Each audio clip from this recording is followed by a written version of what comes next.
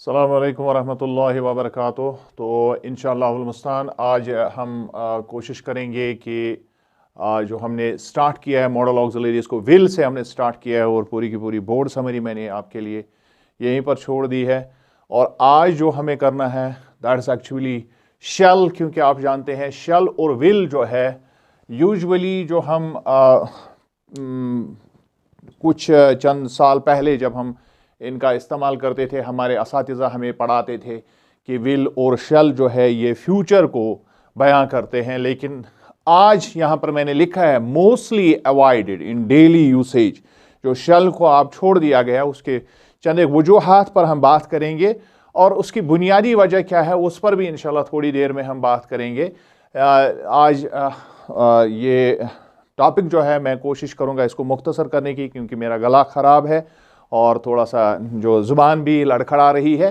तो इल pardon me, लेकिन चूँकि मिशन को हम आगे बढ़ाएंगे और आप साथ रहेंगे इंशाल्लाह, तो हम कोशिश करेंगे इसको जितना जल्दी हो सके इसको ख़त्म करने की। तो शेल जो है ये एक पिक्यूलियर वर्ड है और मोस्टली अब इसका जो है it is frequently used in legal drafting.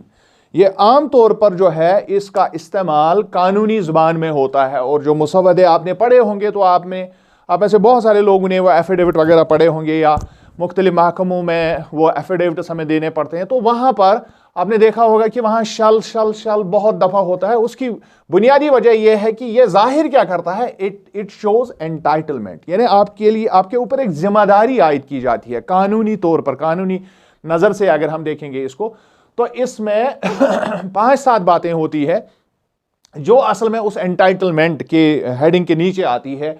To impose a duty और टू नेगेट ए ड्यूटी, दोनों चीजें इसमें हो सकती हैं। और उसके बाद टू ग्रांट ए राइट और टू गिव ए डायरेक्शन और to express some sort of intention, to create a legal condition, to state a fact, to express the future in legal sense. अब इसकी वजाहत करने की हमें उतनी ज्यादा जरूरत नहीं है, इसको आप सिर्फ दिमाग में रखेंगे। मैंने सिर्फ आपके लिए रखा कि जब आप किसी एफिडेविट को आप सामने रखेंगे, घर में पढ़ा होगा तो आप एफिडेविट को सामने रखेंगे तो आप उसमें से ढूंढ लीजिए कि ये सारी बातें जो है वो किस तरह से उसमें जाहिर, आपको बिल्कुल आराम से ये आप इसको देख सकते हैं। लेकिन असल बात यह है कि हम शेल का जो इसको हम मुतवाजी तौर पर जब हम विल के साथ जब हम इसका तकाबुली जायजा लेंगे तो उसमें हमें क्या दिखेगा। Let us find out that it shows pure future with first person. यहां पर हमने बताया था कि जब हम फ्यूचर टेंस बनाते हैं तो विल का इस्तेमाल करते हैं। सिंपली ये सही है शेल के बारे में भी। अगर आप शेल को भी यूज करेंगे तो दैट आल्सो क्रिएट्स फ्यूचर, वो भी प्योर फ्यूचर बनाने में जो है उसमें भी कोई प्रॉब्लम नहीं है। आप यूजुअली इसको किसी भी सेंटेंस में यूज कर सकते हैं इंस्टेड ऑफ विल। लेकिन फर्क कहां होगी वो देखना बड़ा जरूरी है। जब हम यहां देखते हैं ये फर्स्ट पर्सन के साथ विलिंगनेस, क्योंकि कल मैंने आपको बताया था विल में छुपा हुआ होता है विलिंगनेस, ये यहां पर नहीं होता है तो ये एम्बिग्यूटी को क्रिएट करता है। अब मैं यहां आ गया एम्बिग्यूटी पर, तो मैं आपके साथ 2-3 बातें करना जरूरी समझता हूं। अक्सर बेशतर जो हमारे असातिज़ा होते हैं वो बच्चों को मतलब जिसको हम कहते हैं कि आसान, बहुत ज्यादा आसान तरीके से पढ़ाने की कोशिश करते हैं। But I believe in a different way. मैं समझता हूं कि आहिस्ता आहिस्ता इंसान को मैच्योर होने की जरूरत पड़ती है। तो बहुत सारी चीजें अगर आप एक दफा सुन ले तो आपके अंदर एक जिज्ञासा पैदा होती है कि इसके आगे क्या है, इसके आगे क्या है, इसके आगे क्या है। लेकिन जब हम उसी प्लेन मोड में चलते हैं तो ये एक तरह की रुकावट बनती है हमारे हमारे अंदर जो एक तरह का मैकेनिज्म है दिमाग का, उसकी ग्रोथ नहीं हो पाती है। तो यहां पर मैं एक बात करूंगा कि जब हम यहां पर शेल का इस्तेमाल अगर हम प्योर फ्यूचर बनाने के लिए इस्तेमाल करेंगे तो ये विलिंगनेस ऑटोमेटिकली गायब हो जाएगी।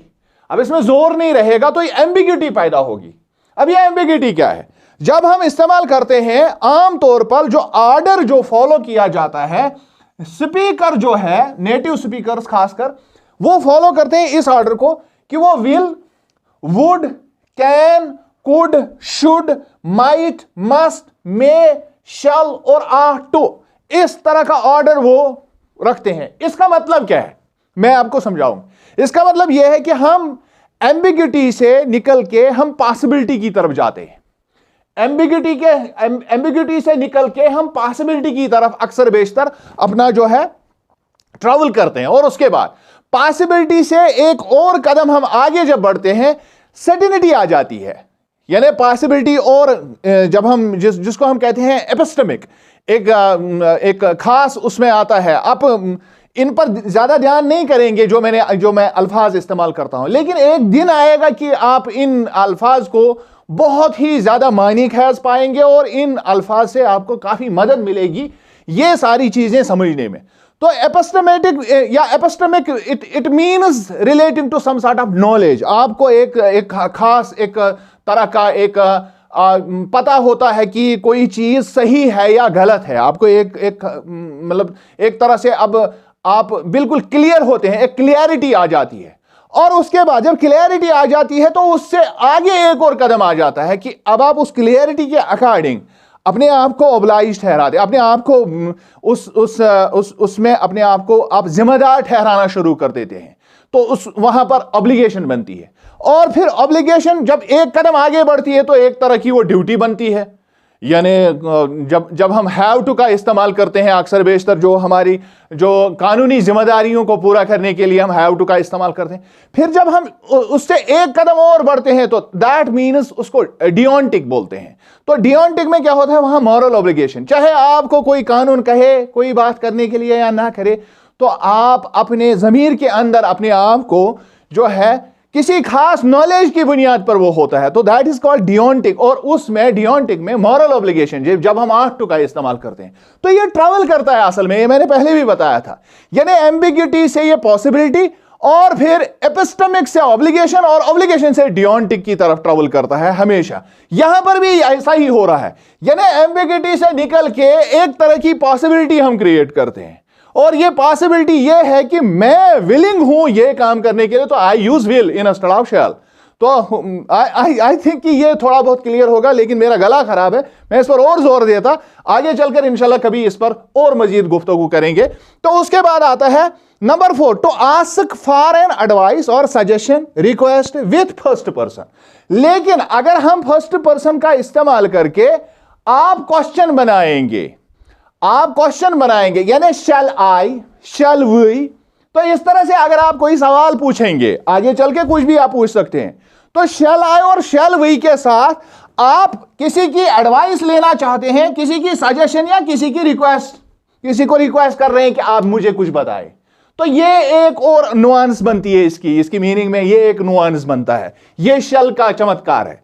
उसके बाद 5वीं चीज जो इससे आती है, to express command, threat, warning, promise, determination with third person. अब पहले आप इसको दिमाग में रखिए, मैंने आपको बताया कि यह कानूनी जुबान है, और कानूनी जुबान हमेशा थर्ड पर्सन पर लागू होती है। अब अगर आप अपने तौर पर यह किसी को शल शल शल कह के यू शल या ही शल, तो इसका मतलब है आप उसको थ्रेटन कर रहे हैं। ये कहां से, ये जोर कहां से आ गया? ये जोर यहां से आ गया क्योंकि ये लीगल ड्राफ्टिंग में इस तरह से इस्तेमाल होता है। वहां पर इंसान को एंटाइटल किया जाता है ड्यूटीज पर, उनके ऊपर कवानीन को नाफिज किया जाता है। तो जब आप किसी को इसी तरह से मुखातिब करेंगे, शल से मुखातिब करेंगे, थर्ड पर्सन को शल से मुखातिब करेंगे या सेकंड पर्सन को शल से मुखातिब करेंगे, तो इसका मतलब है कि आप एक तरह से उसको वार्न कर रहे हैं, या आप उससे चाहते हैं कि वो ये काम जरूरी करें, आप उसको मजबूर कर रहे हैं ये बात करने के लिए। तो ये है शल का यूज। लेकिन सिंपली मैंने आपको यहां पर आपको बता दिया कि विल जो है अब ये फ्यूचर के लिए ज्यादातर इस्तेमाल होता है, और लीगल ड्राफ्टिंग में हम शल का इस्तेमाल करते हैं। ये इसमें सबसे बड़ा difference. I hope you might have understood the lesson. और अगर कहीं पर कोई प्रॉब्लम होगी, मेरा गला चूंकि खराब है, आई होप आप यू विल पार्डन मी। अस्सलाम वालेकुम व रहमतुल्लाह। Thanks for watching.